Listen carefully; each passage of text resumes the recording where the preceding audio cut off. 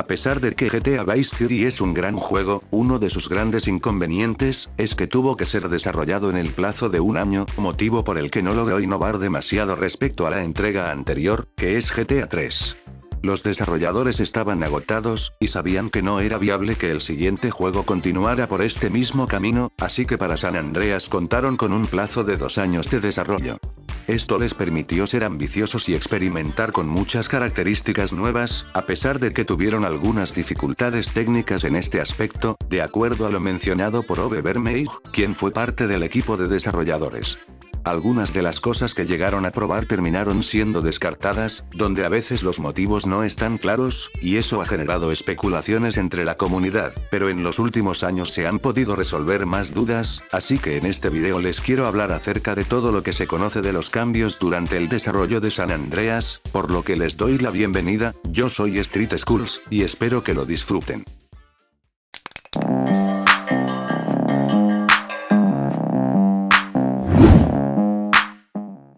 A diferencia de otros juegos de Rockstar, en el caso de San Andreas aún no se conocen bocetos o conceptos de personajes, pero hay algunos artworks que son realmente únicos e interesantes, porque muestran diseños previos que no conocíamos. 4 de ellos provienen de un set de cartas coleccionables, que datan del año 2006, pero que nunca se llegaron a producir masivamente. En el primero, se puede ver a Eddie Pulaski, con un rostro muy diferente, que destaca por su barbilla. Este modelo todavía se encuentra dentro de los archivos del juego, y lo más probable es que haya sido utilizado en una etapa muy temprana, a juzgar por la calidad de sus texturas. El siguiente arte es de Catalina, a la que se le ve utilizando un top de color rojo. Este curiosamente recuerda mucho al que utiliza la hermana de CJ, y de hecho no es una coincidencia, pues parece ser que el top que utilizaba Catalina terminó siendo reutilizado en Kendall, pues las texturas aún tienen rastros de píxeles rojos, lo que confirmaría el cambio de color. Los otros dos son de Kendall y de Maker, aunque no tienen diferencias con los personajes finales, y solamente se trata de artworks raros que no habíamos visto en otro lado. El último es el más especial, porque se trata de un artwork impreso que estuvo colocado en las oficinas de Rockstar en Nueva York, el cual era desconocido hasta que terminó en la colección del canal, GTA Series Videos. Aunque ya se había visto la parte donde aparecen Ryder, CJ y Sweet, desconocíamos completamente que existía una versión extendida, donde también estaba Smoke con una apariencia diferente, portando un suéter verde, con el nombre original de la banda, que era Orange Grove Families. En el juego final quedaron otros artworks que no se utilizaron, como este, que deja ver a Tenpenny con un rostro distinto, y con tatuajes. También hay uno de T-Bone Méndez, en el que las facciones de su rostro recuerdan mucho a Humberto Robina, el personaje de GTA Vice City. También hay un artwork descartado, donde se ve a Smoke con un rostro más delgado, usando una camisa de tono amarillento anaranjado, y con un reloj en la muñeca. Como aquí ya lleva el pantalón y el sombrero de la versión final, es de suponer que es posterior al artwork donde usa el suéter verde. Una versión alternativa del artwork de Uzi, que no muestra diferencias en el personaje, sino en los colores del entorno, también quedó sin usar dentro de los archivos del juego. Pero es posible verlo también en el manual. En la antigua página Flash de GTA San Andreas, era posible encontrar este artwork de Truth, donde su bandana era de color azul, y tenía el logo de Pow, Mia, haciendo referencia a un movimiento real, que explicado de manera muy general, apoya a los militares estadounidenses que participaron en la guerra de Vietnam, y particularmente, los que fueron capturados. En el manual del juego, más conocido como la guía de Brady Games, hay una variante sin el logo, pero en una portada especial, que se llegó a utilizar en una rarísima edición de preorden, se puede ver a Truth con la bandana roja final, pero con el logo que vimos en el artwork más antiguo. Esta es propiedad del coleccionista, Art of Rockstar Games. De hecho, en los archivos internos quedó una pantalla introductoria descartada, donde se usaban los antiguos artworks de Truth y Tenpenny. Ahora podemos hablar de los cambios a los personajes directamente en el juego, empezando por CJ. El modelo más antiguo que se conoce, nuevamente proviene de los archivos que no se utilizan, y como pueden ver, guarda un cierto parecido al modelo de Pulaski, en el sentido de que sus texturas son de baja calidad. Las capturas de pantalla oficiales más antiguas, que usualmente provienen de revistas, muestran a CJ vistiendo un anorak azul, vaqueros azules con texturas de baja calidad, y usando unas zapatillas blancas. Además, su rostro era un poquito diferente, o al menos la expresión facial. Más adelante probarían cambiarle el anorak por la camiseta de tirantes blancos, que también era un poquito diferente a la de la versión final, ya que el cuello en su parte de atrás no era tan abierto. Lo que no está claro es si el calzado predeterminado seguía siendo el mismo, o si en algún punto los cambiaron por las botas Timberfaun, ya que hay varias imágenes donde utiliza uno y otro. Es más, cuando actualizaron las texturas de los vaqueros azules, parece que volvieron a experimentar con el primer estilo, y aunque finalmente no lo usaron, curiosamente CJ viste muy parecido en la cinemática especial, de introducción. Finalmente, en el tercer tráiler, se le ve iniciando con otro tipo de ropa, pero esta es la única vez que aparece así, y estando tan cerca del lanzamiento, resulta algo extraño. Ryder originalmente no estaba basado en el rapero Eazy-E, sino que tenía un modelo completamente diferente, que vestía con una chaqueta negra. Es posible verlo así, en la carátula de la versión de PS2. Smoke no tenía sombrero, vestía un pantalón negro, y usaba una camisa blanca y por encima llevaba otra camiseta de básquet. Sweet solía llevar un buzo blanco por debajo de la camiseta, que no era verde sino negra, y usaba un gorrito en vez de gorra. Curiosamente en el primer tráiler, se puede ver una versión del mismo en transición a su modelo final, con la gorra verde pero manteniendo todo lo demás que vimos antes. The OG look sabemos que se iba a llamar MC Strap, por numerosas pruebas como las etiquetas internas de sus misiones, o un icono que quedó sin usar. Además, solía tener un pañuelo negro en la cabeza, que luego cambiarían por un gorro, algunos de sus tatuajes eran verdes en vez de negros, y tenía unas cadenas de oro con una ametralladora. La hermana de CJ originalmente vestía con una camiseta negra, pantalón azul, tenis blancos y llevaba un gorrito. Cuando este modelo fue reemplazado por el actual, no terminó siendo descartado del todo, sino que lo editaron un poco, cambiándole el color de la camiseta a morado, y terminó siendo reutilizado en un NPC. César también cambió, pues solía llevar un pañuelo en la cabeza, el pantalón que usaba era negro en vez de gris, y tampoco tenía tatuajes en los brazos. En una etapa más avanzada, Pulaski ya tenía los rasgos de la versión final, aunque su corte era un poquito diferente, y su color de pelo era más oscuro. De Tempenio Hernández no se sabe nada.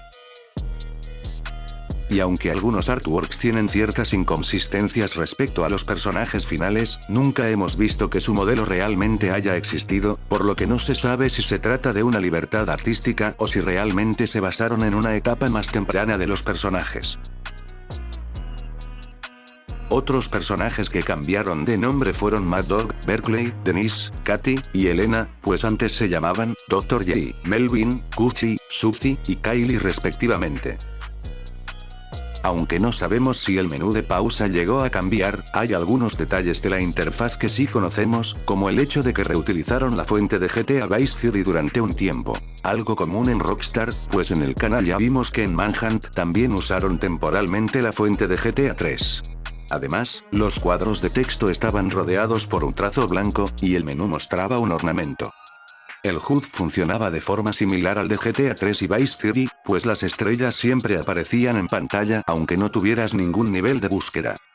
Un detalle interesante es que el ciclo del tiempo fue modificado, particularmente en Los Santos, pues solía tener ciertas tonalidades diferentes en algunas horas del día, y es que por ejemplo, alrededor de las 20 horas, el cielo podía teñirse de naranja y morado, en la noche el cielo podía tener una tonalidad azul, morado y amarillo, y la madrugada mostraba un cielo azul claro con anaranjado, todo esto dependiendo del clima por supuesto.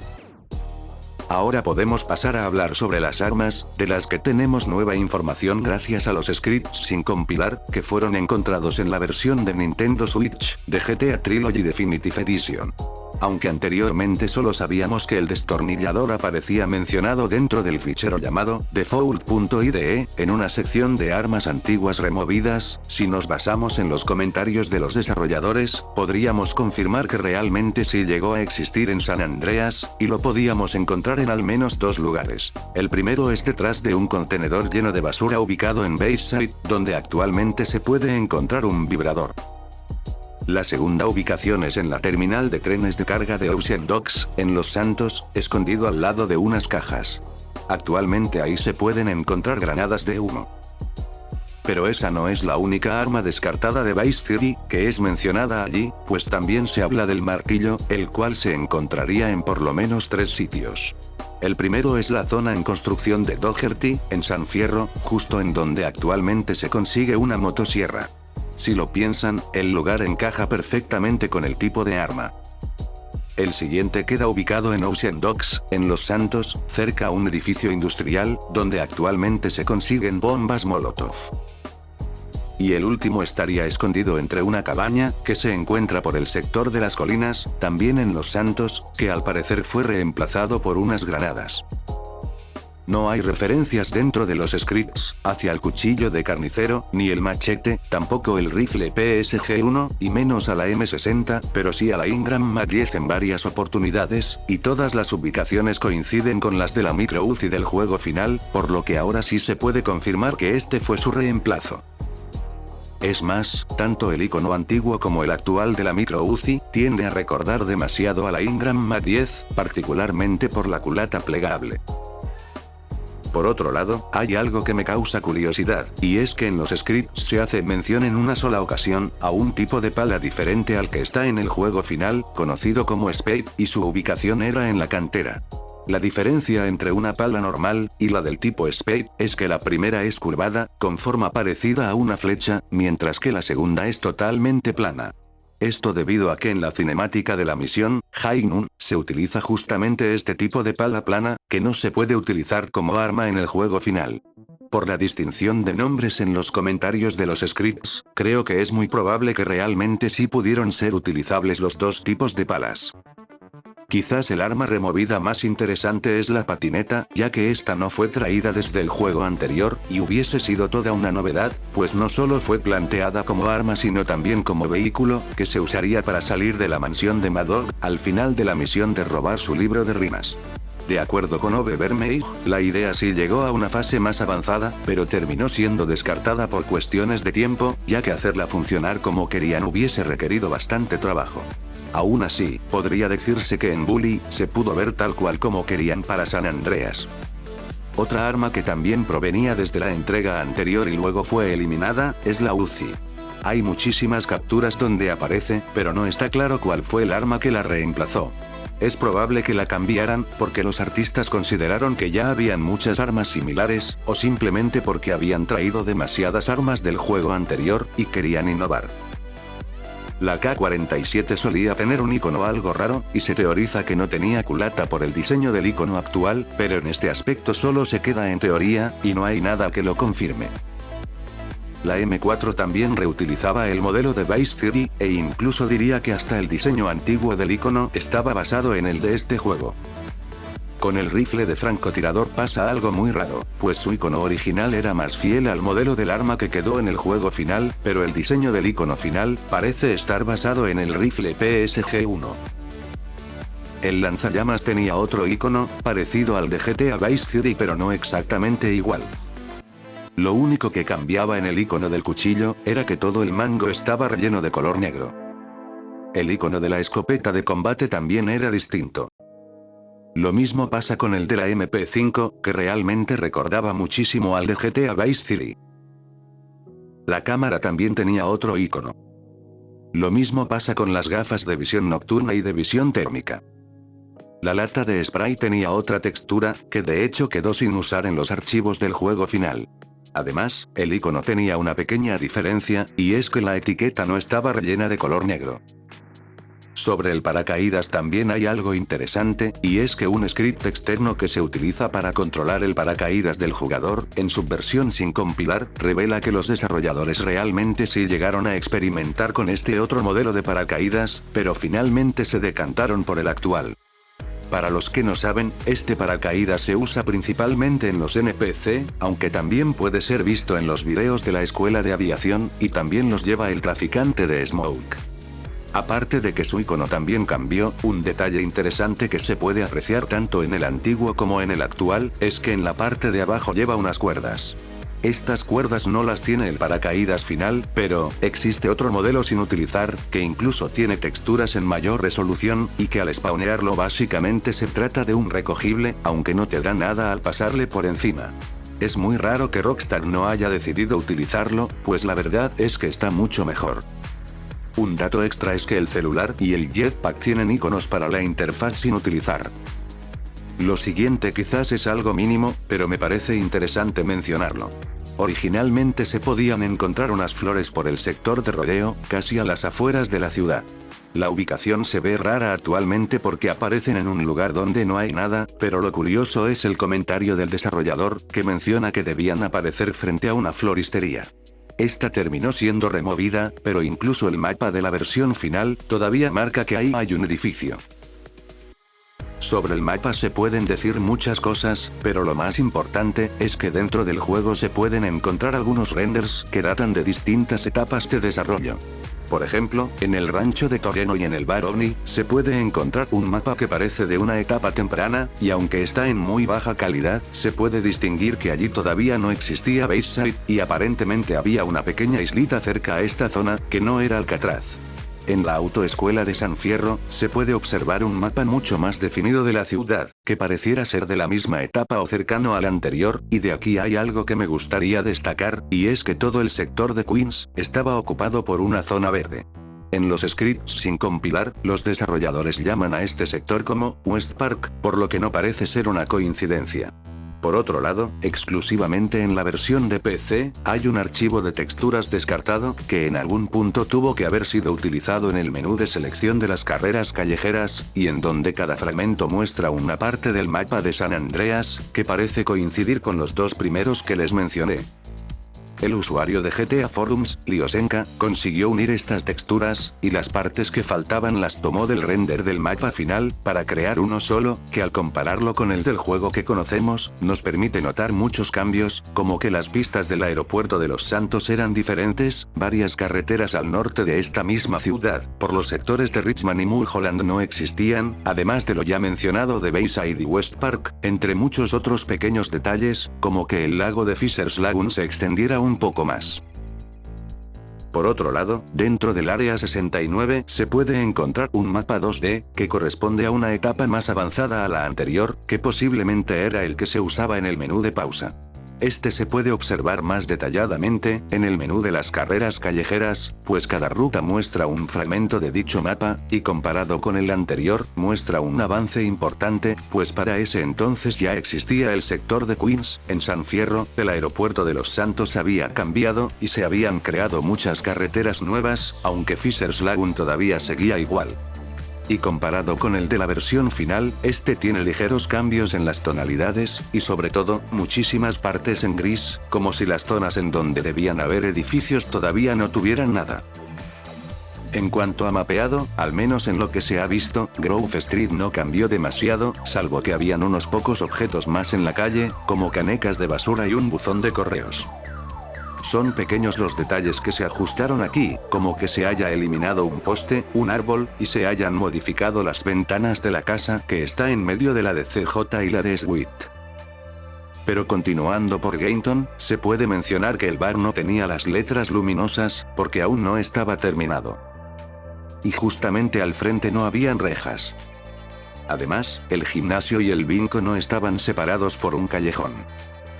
Frente a la casa de Denise, se encontraba el supermercado, Sixth Street Plaza, el cual actualmente podemos encontrar en Willowfield. En su lugar terminaron poniendo un bloque de apartamentos. En Idlewood, la carretera cercana al punto de 2 jugadores, continuaba en línea recta, y no estaba separada por una casa. Las canchas de básquet de East Los Santos, estaban enrejadas. La carnicería de East Los Santos, que queda cerca de Grove Street, tenía otra fachada, el Club Bay tenía otras texturas en sus ventanas y puertas, y además había un gran árbol al lado de este restaurante. El mapa muestra que en Glen Park había otra pequeña pista de skate, pero esto es algo que no se ha podido ver en ninguna imagen oficial. Al frente del motel Jefferson, solían existir varios locales, que quizás fueron retirados para dejar más fácil el acceso al techo del motel, aunque no hay nada que confirme que esto sea cierto. Aún así, el mapa final todavía marca la existencia de estos locales. Cerca al hospital de Market, había un par de casas que recuerdan al estilo de Vice City. Estas fueron cambiadas por un bloque de apartamentos. Quizás uno de los sectores de Los Santos de los que más se conocen cambios, es Temple, que antiguamente se llamaba Sunnyside, y Sunrise. Este edificio que tenía un diseño interesante, terminó siendo reemplazado por unos apartamentos. Este edificio fue remodelado un poco, y cambió de texturas en las ventanas. Al frente del Burger Shot, también habían bloques de apartamentos, en vez de edificios. Y justamente el centro comercial que queda al lado, utilizaba un modelo diferente, el cual ahora es posible encontrarlo en las Venturas. Parece ser que por esta zona también se ubicaba una tienda de donas, en el lugar que actualmente se ubica el edificio que hace parodia a la House of Blues de Los Ángeles. Aunque esto no está del todo confirmado, porque la screenshot de prelanzamiento no deja ver exactamente dónde quedaba esta tienda. El taller de pintura utilizaba las mismas texturas del taller que se ubica en Idlewood. El autolavado tenía algunos letreros, que de hecho se utilizan en una gasolinera de Idlewood. Esto no quiere decir que fueran funcionales. De hecho, ese cartel fue traído desde Vice City. La colina donde descansa el cartel de Vinewood, originalmente tenía más vegetación.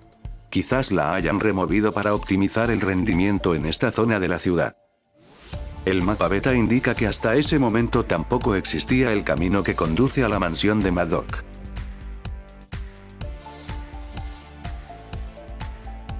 La mansión de Mulholland, que se puede comprar por $120,000, era muy diferente a lo que terminó siendo en el juego final.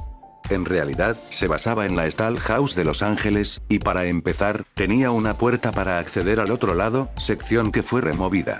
La piscina tenía agua, aunque se trataran de texturas provenientes de Vice City.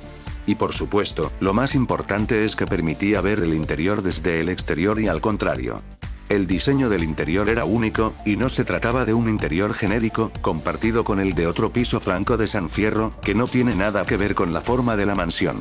Incluso tenía la característica de que las persianas de la habitación se cerraran durante la noche, algo similar a lo que sucede en algunos negocios, por ejemplo. Lamentablemente no se conoce el motivo por el cual tuvieron que cambiarla. Este otro edificio aparentemente era café. Aunque no se conocen cambios al mapeado de las colinas, ahora se sabe que esta zona de la ciudad se llamaba Chicano Heights, de acuerdo a los comentarios de los desarrolladores en los scripts. Al parecer, los aeropuertos de las tres ciudades tenían aviones de decoración, idénticos a los ya vistos en GTA Vice City, de acuerdo con los mapas de las carreras callejeras. Posiblemente se trataba del Air Train, el cual tiene modelos y texturas sin usar, dentro de los archivos de San Andreas. El pueblito de Angel Pine también fue completamente rediseñado. Su mapeado original se podía observar en el mapa flash de la página de San Andreas.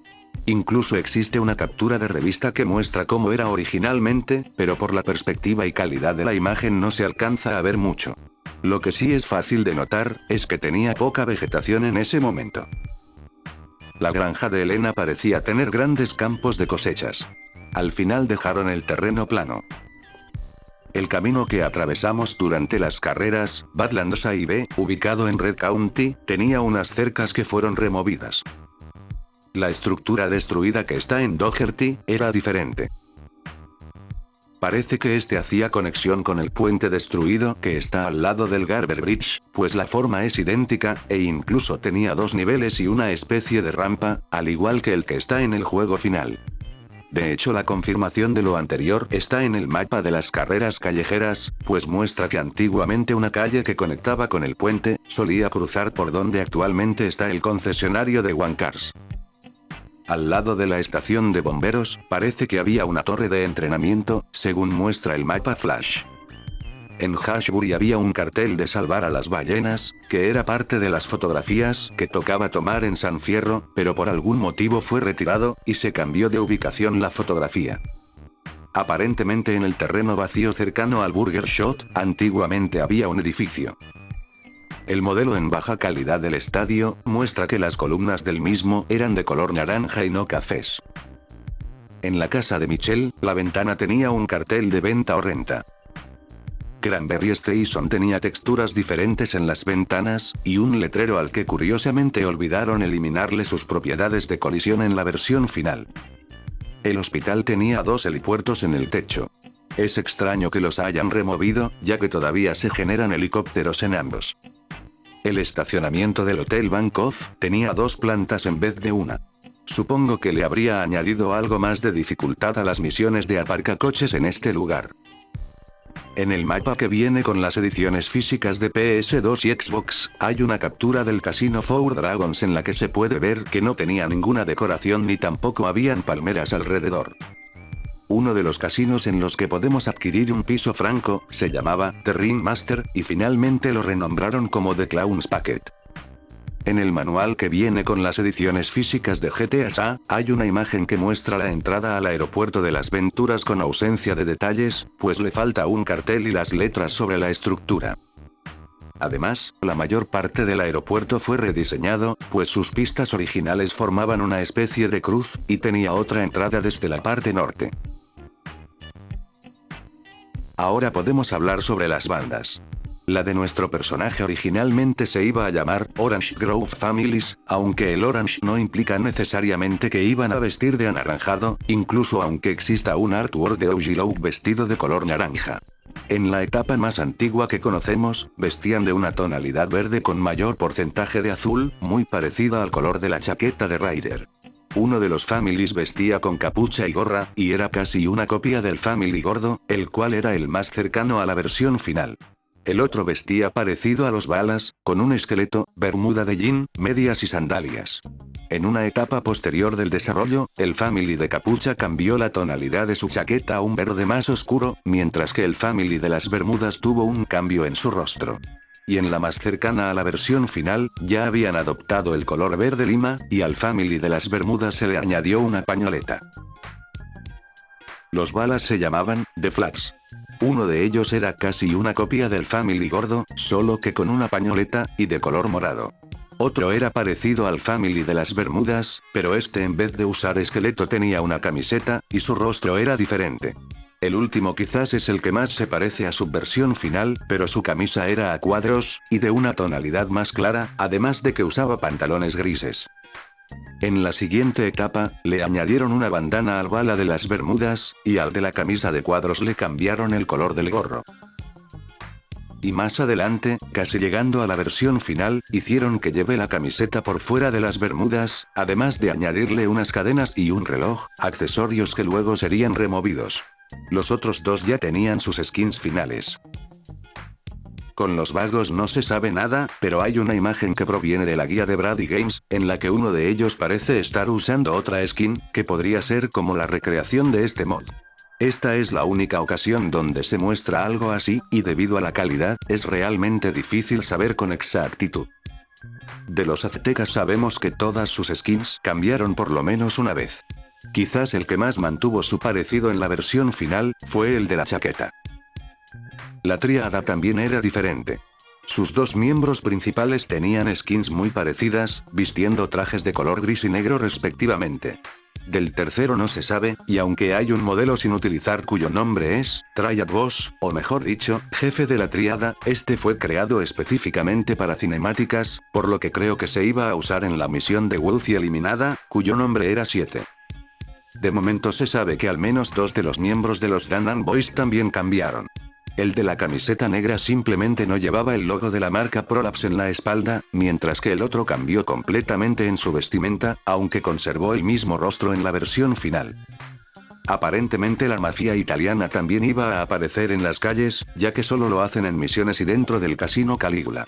Como mínimo, lo harían en los alrededores de este casino. Si se les asigna un territorio, será posible verlos manejando Admirals, Sentinels y Felchers. Y utilizarán la Desert Eagle como arma predeterminada. Se cree que en algún punto existió la idea de que la mafia rusa fuera otra banda más del juego, principalmente porque sus miembros están listados internamente, de forma similar a los miembros de otras bandas, aunque uno de ellos rara vez aparece en las misiones de policía, y su modelo no tiene la misma calidad que los otros, por lo que es muy probable que esta idea fuera descartada desde el principio. Además, existen 2 bandas sin usar, que se pueden hacer aparecer al activar un truco. Ambas reutilizan los modelos de los aztecas, pero se diferencian de ellos en que su vehículo predeterminado es el Sentinel. Y se comportan como los Rifa, de modo que no atacan a CJ a menos que éste los provoque. Generalmente se teoriza que este espacio pudo haber sido ocupado por los rusos y los motociclistas, pero realmente no hay pruebas de eso. Aunque se creía que las guerras de bandas originalmente iban a ser más grandes, permitiendo conquistar territorios de otras bandas aparte de los Balas y Vagos, en San Fierro y Las Venturas, porque se encontró código que permitía acceder a esta funcionalidad, el cual puede ser reactivado con el mod Extended Gun Wars, junto a la información de la guía de Brady Games, donde se muestra que los demás territorios de bandas aparecían con su respectivo color marcados en el mapa, y por la existencia de unos iconos sin utilizar, de los aztecas y Rifas, que son similares a los de los Balas y Vagos que aparecen cuando atacan nuestro territorio, parece que no era del todo así. Resulta que un usuario de Twitter le preguntó a Obi Vermeij sobre esto, y él dijo que aunque en algún punto pudieron haber planteado la idea de tener guerras de bandas por todo el estado, se decidió desde una fase muy temprana que solo serían en Los Santos. Además, comenta que él trabajó un poco con las guerras de bandas, y no recuerda haberlas visto nunca fuera de Los Santos. Por lo que de este modo, nos queda suponer que solamente se mostraban los territorios coloreados en el mapa, pero nada más que eso. Ahora les quiero hablar de las características removidas o cambiadas en cuanto a jugabilidad, y realmente son bastantes. Los desarrolladores probaron con añadir una función que te permitía comprar bombas Molotov en las gasolineras, que por $50 te daba hasta 12 cargas. Parece que nunca lo completaron, porque la cadena de texto que debía mostrar ni siquiera fue implementada, y la animación que hace CJ al comprarlos, es la de mostrar el dedo, por lo que queda algo raro. Esta idea la reservaron para GTA Chinatown Wars, ya que allí sí es posible rellenar botellas con gasolina para crear bombas Molotov en las gasolineras. En los scripts sin compilar, hay uno en particular que se llama Collect, y tiene la particularidad de que aún conserva parte del código de Vice City, lo que significa que era de una etapa muy temprana del juego. Lo que hacía era crear una furgoneta de noticias, más conocida como la Newsvan, en el autolavado de East Los Santos. La idea era que la furgoneta debía funcionar como una especie de radar, para ayudarte a encontrar unos paquetes ocultos, que básicamente eran los mismos tikis verdes de Vice City. La furgoneta ubicaba el tiki más cercano a tu posición, y dependiendo de la distancia a la que estuvieras del mismo, emitiría un sonido. Entre más cerca, se repetiría de forma más constante, mientras que estando lejos apenas si lo escucharías. Aquí se los muestro.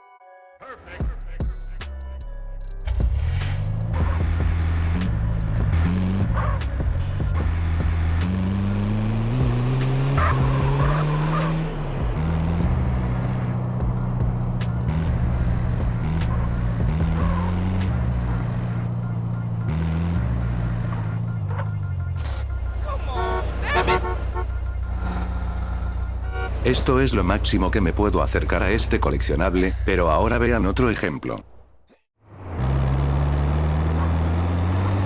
Stupid.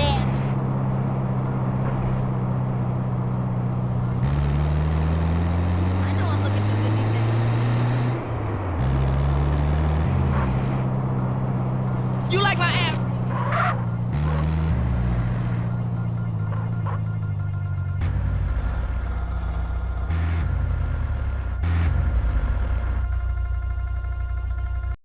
En total eran 10 coleccionables que se debían recoger. El detalle es que la mayoría de estos aparecen atravesando el suelo, porque sus coordenadas aún conservan parámetros del juego anterior, y también está la posibilidad de que el mapa haya cambiado mucho, desde que se creó este script. Las ubicaciones son un poco extrañas, e incluso hay dos tikis muy cerca uno del otro, lo que da a pensar que simplemente se trató de una prueba por parte de los desarrolladores.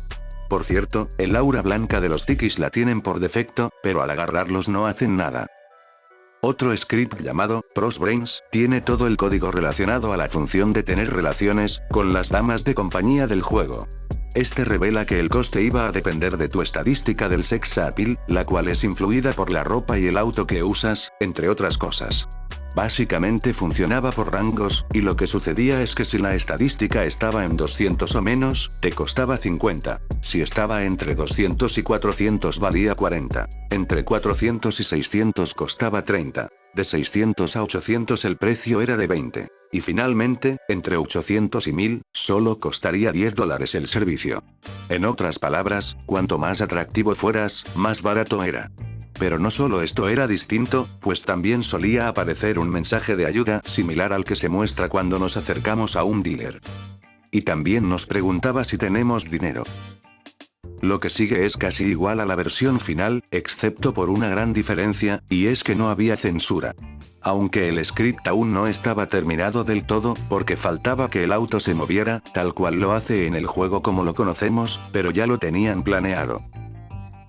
Ahora ustedes se preguntarán, que por qué aparecía el mismo mensaje del dealer, y eso es porque el servicio también se podía solicitar estando fuera de un vehículo. Al aceptar, nos pediría que primero le paguemos, y CJ haría la animación. Luego ella nos seguiría al lugar oscuro que escogiéramos, tal cual como en el carro, y bueno, este era el resultado. El joystick debía vibrar al final de la animación, porque recordemos que la versión inicial era la de PS2. Pero esta no fue la única censura que aplicaron, pues con las novias solía existir un minijuego que se iba a ejecutar al final de las citas exitosas. Este minijuego quedó sin usar dentro de los archivos del juego final, y fue encontrado con el lanzamiento de la versión de PC, en el año 2005, por un modder conocido como Patrick W. Él simplemente lo reactivó, subió el mod a internet bajo el nombre de Hot Coffee, haciendo referencia a la frase con la que te invitan las novias a su casa, y como el mod empezó a hacerse conocido, eso le trajo un gran problema a Rockstar. Eso afectaría la clasificación del juego en las consolas, haciendo que fuera clasificado como solo para adultos, por lo cual sus ventas se hubiesen visto afectadas enormemente, así que a partir de aquí, comenzarían a vender una segunda edición, en la que eliminaron del todo ese contenido, y así pudieron recuperar su clasificación antigua. Así que ya saben lo que probablemente hubiera pasado si el script, Prosbrains, salía como se diseñó originalmente. Existe otro script externo, al cual no le dieron uso, y su nombre es Homeless Brains, el cual iba a controlar el comportamiento de los vagabundos del juego. Consistía en que dichos peatones podían ser vistos orinando en la calle, caminando borrachos y vomitando, e incluso sentados pidiendo limosna. La función parece estar sin terminar ya que tiene algunos bugs, como que en ocasiones no desaparezca el efecto de la orina. Por otro lado, ¿ustedes pensaban que la estadística de suerte tenía alguna influencia en los juegos de azar y las apuestas? Bueno, de acuerdo con Ove Vermeij, este era su propósito, pero al final la dejaron sin hacer nada. En otro comentario él menciona que algunos juegos de apuestas fueron removidos, y por eso se quedó sin propósito. Me pregunto si esta mesa de craps tendrá que ver con eso, pues dejaron el modelo completamente sin usar. Otra característica con la que llegaron a experimentar, fue la gasolina, y es que los vehículos iban a soltar pequeños parches de gasolina cuando estuvieran dañados. La idea era que un disparo podía hacer que prendieran fuego, y se extendería a lo largo del rastro de los parches. Fueron removidos porque los parches eran renderizados de forma individual, y se veía extraño, de acuerdo a lo que menciona Ove Vermeij. Aún así, parte del código aún existe dentro del juego. Y de hecho, el camión de Tenpenny en la misión final, iba a soltar estos rastros, confirmado por cadenas de texto sin usar. Así habría tenido más sentido que perdiera el control del camión. Otra característica que parece que tuvo un buen avance pero finalmente descartaron, se trataba de poder abrir algunas puertas en ciertas misiones, utilizando un keypad o teclado numérico. La idea era que el código se debía obtener mediante prueba y error, pues iba a funcionar de forma similar al juego Mastermind, en el que debes adivinar una secuencia de colores, donde por cada turno tienes la posibilidad de introducir una posible combinación, y se te marcará con otras piezas más pequeñas cuántos colores acertaste, y si lo hiciste en el orden correcto o no. En este aspecto no iba a funcionar con claves aleatorias como en este mod, pues en algunas de las misiones donde se usaría, ya tenían claves definidas. Tampoco iba a tratarse de un menú, sino que en realidad iba a usar modelos tridimensionales, que fueron removidos en su mayoría, a excepción del propio teclado, que ni siquiera es el que ven en pantalla, con las teclas naranjas, sino que realmente se trata de otro modelo, que por algún motivo lo utilizaron en la misión Vertical Bair, dentro del portaaviones de San Fierro. Es por eso que tuvo que ser recreado de ese modo. Debía ser utilizado en las misiones, robando al tío Sam, Grey Imports, en la misión del casino en la que debemos ir a destruir las máquinas de fichas falsas, y en el asalto al casino Calígula. recomiendo ver el video, 2 características beta apenas descubiertas, del canal de Kaizo M, pues investigó a fondo todo lo que conllevaba esta característica. El script sin compilar de la misión, Mountain Cloud Boys, también tiene código, que confirma que tenía que haber un keypad al lado de la verja, pero este no tiene contraseña definida. Otra idea que tuvieron los desarrolladores, fue encontrada en cadenas de texto sin utilizar del juego final, y se trataba de que las cajas fuertes eran interactuables, y para descubrir su clave, tocaba girar el joystick hasta que se escuchara un chasquido, y el control vibrara irregularmente. Este sería el indicador del número correcto, por lo que tocaría memorizarlo, y repetir el proceso 3 veces más, para descubrir los otros 3 números que completarían la clave. Luego de introducir la combinación correcta, la caja se abriría. Otra función experimental que tuvo San Andreas, era la posibilidad de tener terremotos. El código aún existe en la versión final del juego, y puede generar efectos diferentes dependiendo de la intensidad que se le asigne. Por ejemplo, con un valor muy alto, los vehículos empezarán a flotar en el aire, y al caer, comenzarán a rebotar, mientras la cámara también tiembla un poco, y los personajes se empiezan a deformar en lo que dura el efecto. Obvermage cuenta que él escribió el código para hacer que los carros temblaran, pero las físicas no lo manejaban bien. Y bueno, creo que en el video se nota bastante bien el caos que se forma al activarlo. Él cuenta que esta idea no ganó interés en el resto del equipo de desarrolladores, y por eso eventualmente se abandonó. En verdad, los desarrolladores experimentaron con muchísimas cosas para San Andreas, y una de estas fue la de poder comprar muebles y electrodomésticos para nuestras casas. Con la filtración de cadenas de texto sin usar, gracias al lanzamiento de GTA Trilogy, ahora sabemos exactamente que los objetos disponibles eran sillas, mesas, sofás, televisores, equipos de sonido, escritorios, alfombras, sillas rodantes, y camas. Hay otras 2 cadenas de texto que omití, porque a mi parecer son objetos que no tienen nada que ver, pero una menciona las máquinas tragamonedas, y la otra creo que menciona las cajas fuertes. Y por el resto de sobras que quedaron en el juego final, se sabe que la idea inicial consistía de 5 tiendas para comprar muebles, y 3 para electrodomésticos. La única de muebles que aún existe en el juego final, se llama Tableau, y se ubica en el sector de rodeo. Y también se teoriza que este otro edificio, pudo tratarse de otra tienda de muebles llamada Helmut, o como mínimo, reutiliza texturas de la que pudo ser la tienda original, por los nombres que le dieron internamente, aunque actualmente es un restaurante accesible únicamente en citas con las novias. Por el lado de los electrodomésticos, solo se sabe que hay un local en Las Venturas, que tiene una entrada sin usar, la cual iba a permitir el acceso al interior. Unas cadenas de texto sin usar, sugieren que también pensaron en que las sex shops pudieran ser tiendas funcionales, aunque no especifican qué ítems se podían comprar, por lo que seguro fue descartado de forma muy temprana. Otra idea temprana descartada, parece que se trató de tener una joyería. Resulta que hay 2 armas sin usar que están clasificadas como regalos, al igual que las flores o los vibradores, cuyo recogible se puede hacer aparecer mediante una función del script debug de los desarrolladores, y se trata de 2 cajas, una pequeña y otra grande, que parecen ser cajas de joyería. Al recogerlos no sucede nada, pero al ser del tipo regalo, se puede suponer que eran para dárselos a las novias. Y si no es suficiente esto, existe otro pick-up recogible sin usar, de una caja con un reloj adentro, aunque este no está clasificado como un arma tipo regalo. Por un par de cadenas de texto sin usar, en las que se menciona una joyería llamada The Coach, se puede suponer que es aquí donde podríamos conseguirlos. Incluso la marca aparece en el manual de las ediciones físicas de San Andreas, y menciona que estaba en Los Santos, aunque en el juego final no existe. Hace un momento les mencioné algo sobre un script debug, y es que básicamente entre las filtraciones también estaba incluida una parte del menú que usaron los desarrolladores para testear el juego. Este incluye funcionalidades como generar recogibles, generar autos, cambiarles de color, cambiar el tipo de clima, entre algunas otras cosas. Pero sin duda la más interesante, es el menú que permite acceder a todas las misiones y cinemáticas del juego. Por mi falta de experiencia no logré restaurar esta parte, pero el gran modder brasileño, Junior, lo hizo hace ya bastante tiempo, y así es como se veía. Aunque esa no es la única herramienta que usaron para crear el juego. De hecho, se filtró otra que se llama Design Tools, la cual servía para colocar objetos, vehículos y peatones en el mapa, entre otras cosas.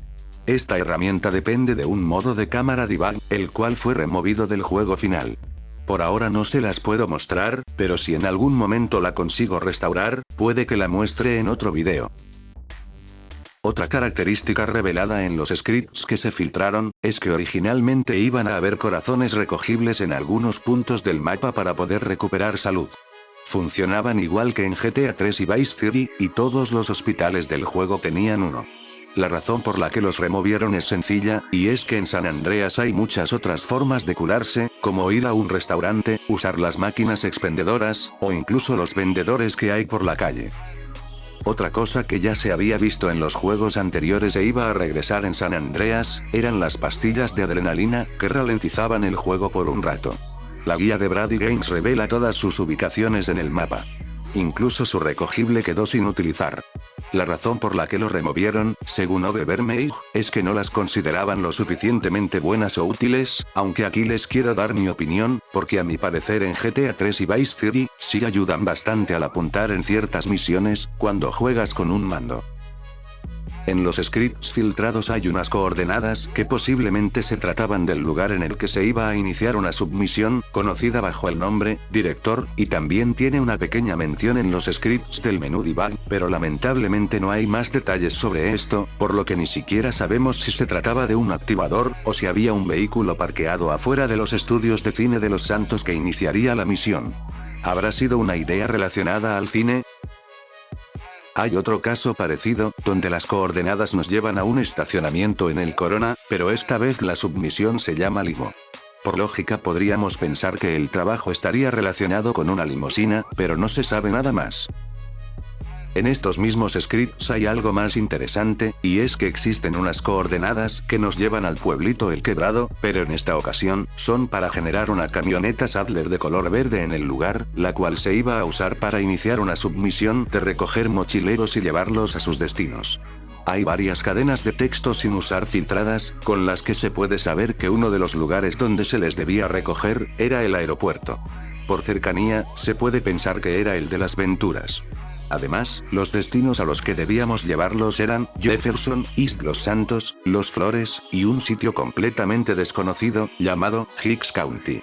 El concepto parece idéntico a las misiones de taxista, que la verdad no son muy entretenidas que digamos, así que tiene sentido que hayan removido esta. Es más, la animación que hacen los peatones al solicitar un taxi, en realidad es la que había sido planeada para esta submisión. Sobre el modo de 2 jugadores, en verdad también hay muchas ideas que no llegaron a ver la luz. La más simple y conocida, es que en el punto de recorrer la ciudad libremente, en Los Santos, tenía para escoger 7 tipos de skins diferentes, en vez de 6. El personaje adicional era el trabajador del Plugin Bell, que puede ser visto en la guía de Brady Games. En cuanto a lo demás, les recomiendo ver el video sobre el menú Skeleton, de Kaizo M, pues allí él restauró un script filtrado, que básicamente era el menú debug del modo 2 jugadores, e investigó sobre varios modos de juego removidos. Es demasiado curioso pensar, que en algún punto también consideraron añadir carreras de lanchas y botes en San Andreas, aunque la idea parece que no llegó muy lejos, pues solamente habían creado una única carrera, la cual iba a empezar en Fisher's Lagoon, pero ni siquiera llegaron a programar la inteligencia artificial de los competidores, por lo que al restaurarla todos se van hacia la orilla. La idea de esta carrera, es que todos iban a competir utilizando una lancha Jetmax, aunque parece que también contemplaron la opción de utilizar la dinghy aquí. La meta era llegar cerca al faro de Santa Maria Beach. Aunque unas líneas de código desactivadas, hacen referencia a por lo menos 5 carreras más. Quizás estas eran para las carreras de lanchas, pero no se sabe más. Por otro lado, las submisiones de aparcacoches, incluso en la versión final, tienen líneas de código para ejecutarse también en Los Santos y Las Venturas, pero este código nunca es llamado a utilizarse, porque está especificado para ser utilizado exclusivamente en San Fierro. Si restauramos la sección correspondiente a Los Santos, podremos ver que el lugar escogido era el Hotel Verde, que queda casi a las afueras de Los Santos, por el sector de rodeo. No es de extrañarse la decisión, ya que este hotel tiene un aparcamiento subterráneo, el cual nunca se usa en el juego como lo conocemos, y debido a que esta zona no se utiliza para nada en especial, es poco conocida. De todos modos, podemos ver que igualmente eran 3 aparcacoches, aunque el marcador para iniciar la misión quedaba cerca a la posición de uno de ellos. El detalle es que esta zona tiene ciertos problemas. Uno de ellos es que cuando el cliente deja su auto, se va caminando en la misma dirección que la entrada al estacionamiento, porque creo que intenta buscar el nodo más cercano, que explicados de forma muy básica, son caminos preestablecidos por los desarrolladores, y debido a esto, por lo general tiende a quedar delante del aparcacoches que lleva su auto, y esto hace que se comience a generar trancón en la zona, porque avanzan muy lento, y no dejan de llegar clientes nuevos. Luego de dejar un auto, los aparcacoches toman la salida más cercana a su posición. En ese sentido funciona bien. Y bueno, al iniciar la misión aquí, todo funciona normalmente, y se puede superar sin problemas. Lo único por mencionar, es que al terminarlas no obtienes la propiedad, como si lo haces en San Fierro, con el Hotel Bancroft. Creo que con ligeras modificaciones al código, técnicamente se podría hacer, pero eso no lo programó Rockstar. Así se ve al restaurar el código de las Venturas. Este en particular, tenía algunas líneas desactivadas que eran desconocidas, hasta que se filtraron los scripts sin compilar. En sí, podía ser restaurado con algunas coordenadas inventadas, pero las que están viendo son las que realmente usó el desarrollador. En este caso, la misión tiene lugar en el hotel de Visage. Sí, el mismo al que le quitaron un cartel en la versión de PC. Y bueno, este en particular sí tiene un gran problema, pues resulta que todos los vehículos que no son controlados por el jugador, al intentar entrar al estacionamiento, desaparecen. Lo peor no es solo eso, sino que igualmente si tú intentas cruzar la entrada, la misión la pierdes automáticamente. Debido a esto, intenté ingresar por el otro lado, y en ese caso no hubo problemas, o bueno, casi. En realidad, parece que hay una zona delimitada en el estacionamiento, que hace que falles la misión al pasar por ella. Si la evitas, puedes continuar, pero eventualmente tendrás que dejar el coche por ahí, y fallarás obligatoriamente. No estoy seguro de qué es lo que sucede aquí, pero es muy raro que el estacionamiento siempre esté vacío. Se me ocurre que puede haber código que limpia los vehículos en esta zona, pero puede que no sea así. Creo que un motivo para limitar la misión exclusivamente a San Fierro, pudo ser por los fallos que les comenté en Los Santos y las Venturas, aunque también pienso que quizás podría ser un caso parecido al de las guerras de bandas, y hayan decidido desde muy temprano que la misión solo se haría en San Fierro, pese a que hayan escrito todo el código. Respecto a las submisiones de Chulo, en el caso de iniciarlas en San Fierro, se cortó la posibilidad de encontrar a una de las chicas en Bayside, debido a que esta misión se podía hacer en cualquier momento, y estaba la posibilidad de que te mandaran allí, antes de desbloquear el desierto. Aunque también me parece que es un punto bastante alejado. Un detalle que no afecta como tal al gameplay, pero que igualmente considero interesante, es que originalmente a Katy la encontraríamos dentro del gimnasio de San Fierro. De hecho, encaja perfectamente con los otros sujetos practicando Tai Chi. Según el comentario de un desarrollador, fue movida temporalmente a la ubicación actual, pero parece que olvidaron regresarla, o quién sabe si al final les gustó más colocarla en el parque. Algunas estadísticas sin usar, y también algunos audios, sugieren que en algún punto experimentaron con que CJ pudiera comprarle al dealer, e incluso vender. Lamentablemente no hay más detalles que esto, pero es fácil de suponer que fuera removido porque no encaja con los principios de la banda ni los del personaje. Originalmente eran 4 los tipos de comida principales que se podían comprar en los restaurantes del juego. Aparte de las pizzas, el pollo, y las hamburguesas, la cuarta opción eran las donas. Se podían conseguir en sus propios restaurantes, aunque algo que no sabemos es si el interior del Rusty Brown será compartido por todas las tiendas de donas del estado, pero es lo más probable, ya que está completo, e incluso se genera un extintor allí, pero no es accesible de forma natural, y tampoco tiene empleados ni gente. Todo el menú existe en los archivos del juego, aunque no se conoce el nombre que le dieron a cada una de las opciones. Y gracias a los scripts sin compilar, ahora se sabe que también se iba a poder llevar a las novias a comer allí, pues está declarado como uno de los posibles gustos de comida que puede variar entre las novias, del mismo modo en que a algunas les gusta ir a bares, y a otras ir a cenar, por dar un ejemplo para que se entienda. En cuanto a los interiores, el juego tiene varios sin utilizar, aunque la mayoría de estos siguen siendo un misterio incluso a día de hoy. El primero se trata de la escuela de motos, con un diseño muy parecido al de la autoescuela. Es accesible mediante el universo de interiores, alias el inframundo. No voy a explicar a detalle cómo funciona, pero digamos que los interiores están separados por sectores o universos, y debido a eso, cambia la forma de poder acceder a ellos de forma natural.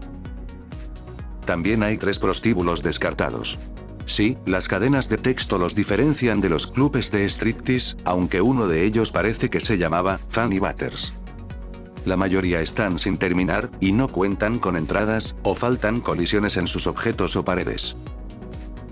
Este en particular creo que es el más detallado. Además, en los 3 se puede escuchar música sonando. También hay un par de habitaciones de motel, con un diseño idéntico a las del Motel Jefferson. Como tienen guardarropa está claro que se trata de pisos francos, pero el misterio de dónde se usaron aún persiste.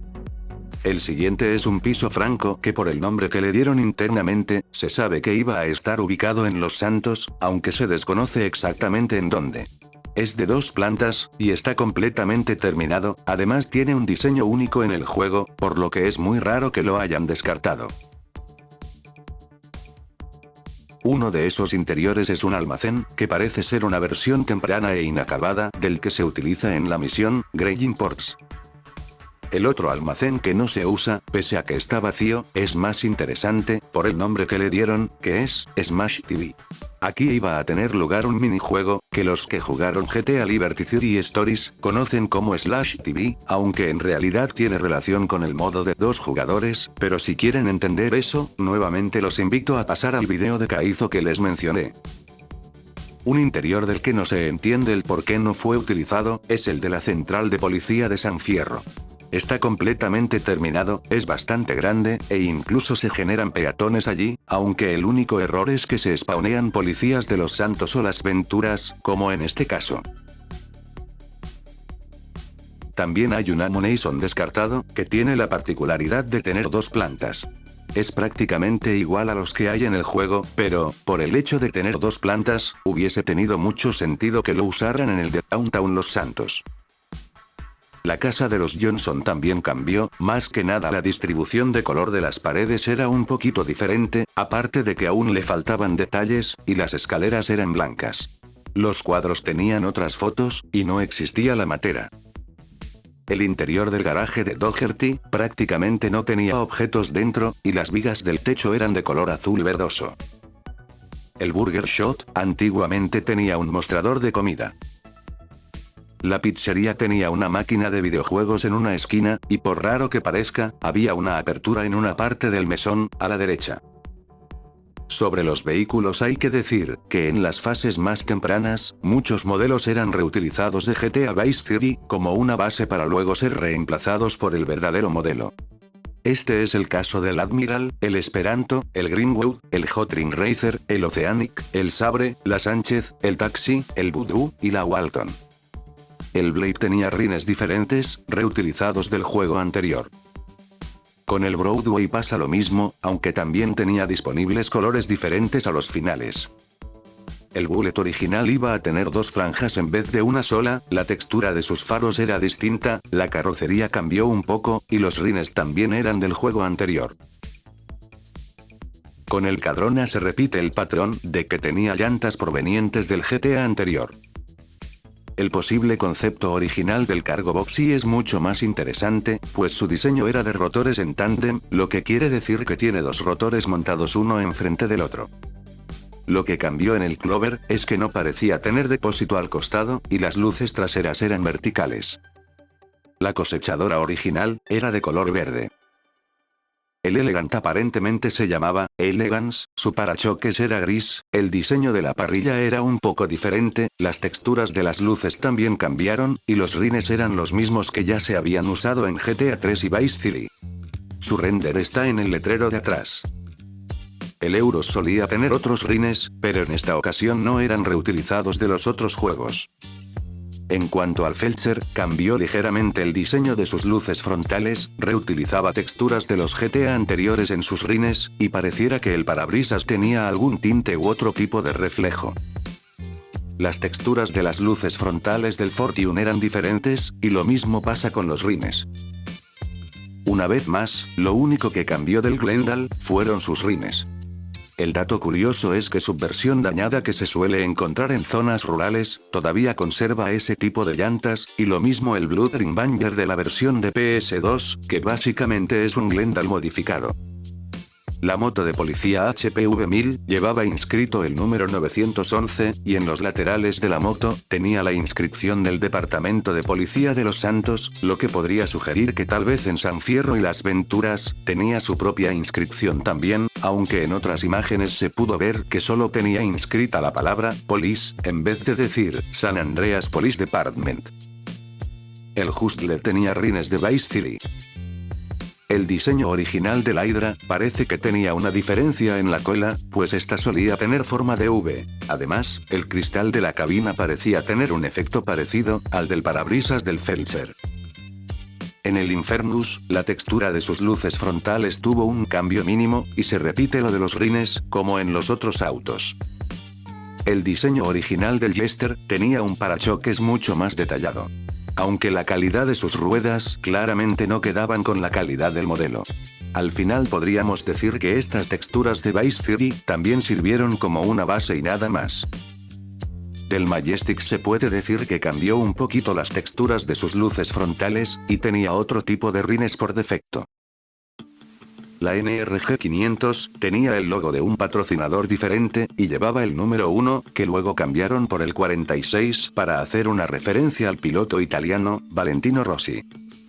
La cisterna que puede ser enganchada por el camión tanker, tenía el logo de la marca, Toxic Oil, y no el de Schumer. El coche de policía de Los Santos tenía un diseño diferente en la carrocería frontal, texturas distintas en las luces, las llantas traseras tenían una parte cubierta por la carrocería, y también solía usar texturas de rines de GTA 3. Así como sucedía con la moto, el Maverick de policía también tenía inscrito el Departamento de Policía de Los Santos.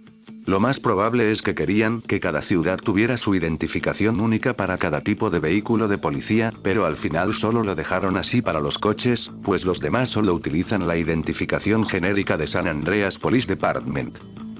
La cuatrimoto tenía un esquema de colores único, de azul con amarillo. La distribución de colores de la Ranger era diferente, pues el techo era completamente blanco, y el capó totalmente negro. Le faltaban detalles, como los identificadores de policía, y además usaba rines de la entrega anterior. La parrilla del Remington era distinta, y tenía otro tipo de rines por defecto. El Savannah solo tenía 2 puertas en vez de 4, y reutilizaba las texturas de los rines. Con la Slam Van es lo mismo, tenía otros rines. Lo mismo aplica para el turismo. Y también con el ZR 350. Con este en particular, parece que iba a tener una capa de pintura brillante. El Windsor tuvo cambios en la forma de sus luces frontales. Dentro de los archivos internos hay texturas sin utilizar, de un bus que se iba a llamar Dashhound. Un bus con el mismo nombre reapareció en GTA V. Posiblemente el vehículo sin usar más misterioso que existe en el juego, es el camión del FBI. No aparece nunca, pero se le puede generar con mods y funciona perfectamente. Incluso llegó a tener una versión previa, en la que llevaba una torreta en el techo. Y aunque podríamos pensar que lo usaría el FBI, extrañamente la guía de Brady Games dice que solo lo usan los miembros del SWAT. A la fecha de este video todavía es desconocido cuál era su propósito. Por mucho tiempo tampoco supimos por qué existía una maceta llamada RC-Cam, que se podía conducir. Eso hasta la filtración de las cadenas de texto sin usar, que revelaron que se iba a usar como un vehículo a control remoto para espiar a un guardia de seguridad en el casino Calígula, para descubrir el código del keypad de la puerta. También se eliminó una carroza alegórica o de carnaval. Esta se iba a usar en la misión Fish in a Barrel. Prueba de eso son las cadenas de texto sin utilizar, y en el juego final quedaron las propiedades de manejo que tenía. Debido a que el tema de las misiones eliminadas también es muy extenso, no lo colocaré en este video porque difícilmente lo verían completo, pero a los que les interese, tengo un video dedicado exclusivamente a ese tema, por lo que los invito a pasar a verlo después de este, para complementar. Ya solo nos falta hablar sobre los peatones, y bueno, lo más interesante viene siendo los recortes que sufrió la policía, pues el patrullero en moto, iba a tener sus propias variantes de skin para San Fierro y Las Venturas, las cuales quedaron sin usar. Además, el desierto iba a contar con la presencia de un sheriff propio, que vestía uniforme verde, y no se reutilizaba el del campo, con el uniforme café.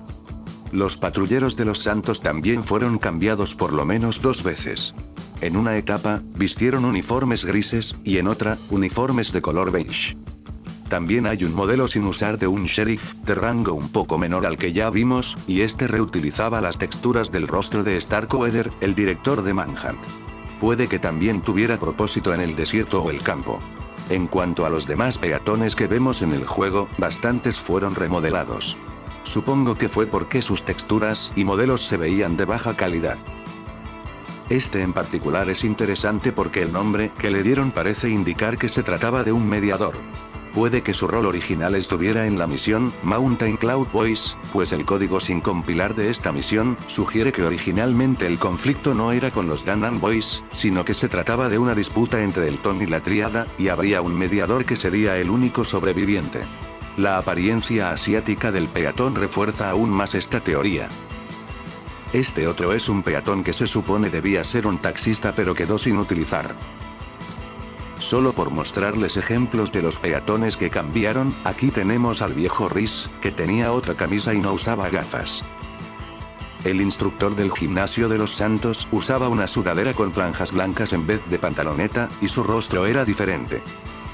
Este también usaba una sudadera parecida a la del instructor, pero tenía la bota del pantalón doblada. Lo recordarán fácil porque es el que siempre aparece en este gym. Al parecer este era el modelo original del peatón de camisa azul, que siempre verán por Gaynton robando. Así se veía uno de los tipos con los que se puede jugar billar. Esta es su otra variante, y es que prácticamente solo cambiaba el color en sus texturas. Este peatón, aunque quizás algunos no lo recuerden, aparece como Derek, en la misión Tanker Commander, con Catalina. Lo que tiene de especial, es que su voz, es la del actor de Dodge Van der Linde, en Red Dead Redemption. Y ya para terminar, podríamos hablar un poco sobre las animaciones. La forma de caminar de CJ cambió en varias ocasiones. En la más temprana que se conoce, tenía un estilo demasiado estático, se sentía muy rígido y antinatural. Le pasaba algo así como a Cash, en la beta de Manhunt. Lo mismo aplica para su animación estando totalmente quieto, pues prácticamente solo se movía un poco al respirar. La animación original al sostener la escopeta tenía ese mismo estilo. En una etapa posterior, cambiaron la animación de caminar, y ahí tenía un estilo más gángster. La animación estando sin hacer nada fue actualizada también, y aunque todavía era algo rígida, por lo menos la pose era diferente. Este fue el último cambio conocido a la animación de caminar. Aunque de cierto modo el movimiento de los brazos me recuerda todavía un poco al anterior, lo que no me convence en este caso es la posición de los pies. La forma de agacharse era bastante parecida a la de Tommy Vercetti. Tiene sentido que la hayan cambiado. La forma de avanzar estando agachado también era distinta. Hay una animación sin utilizar de la escopeta, que quizás se pudo haber utilizado al tener baja la habilidad con el arma, porque al disparar te empuja hacia atrás. Hay una animación sin utilizar, en la que el personaje hace el ejercicio de bíceps conocido como curl concentrado, en el que apoya el codo sobre la pierna. Hubiera sido interesante tener más variedad en los ejercicios, aparte del curl de bíceps básico. El baloncesto también tiene varias animaciones que no se utilizan, y es una pena, porque los scripts filtrados revelan que en algún momento sí llegaron a añadir por lo menos 2 de estas al código, pero la idea quedó abandonada. La primera se trata de una posición defensiva en espera del rival, mientras que la segunda es de un salto defensivo para evitar que el rival enceste. Lo correcto sería poderse mover haciendo la pose defensiva, pero el programador no llegó tan lejos con la idea. Se nota que querían que el juego tuviera más de una persona, y eso lo habría hecho más entretenido, pero quizás por tiempo no hayan elegido seguir este camino. Incluso la forma de caminar de algunos peatones se veía bastante rígida, y recordaba demasiado a GTA Vice City. En este video no tocaré el tema de la ropa que quedó sin usar, porque creo que ya duró lo suficiente, pero hace unos años hice un video bien detallado sobre eso, por si lo desean ver. Si te gustó el video, por favor no olvides dejar tu like, un comentario, compartirlo, y suscribirte al canal activando la campanita en caso de que aún no lo hayas hecho. Nos vemos pronto con más.